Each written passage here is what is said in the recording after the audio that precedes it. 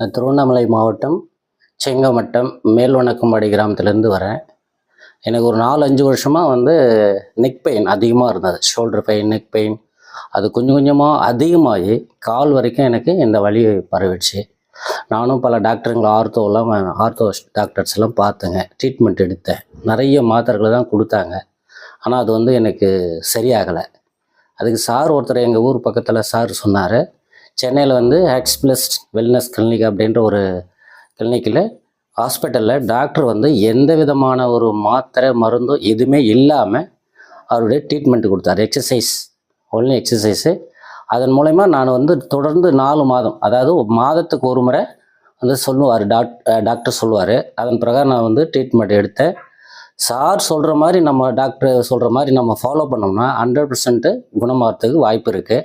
இப்போ எனக்கு நான் 4 மாதத்தில் ஏறக்குறைய எனக்கு 70% குணமாக இருக்குது.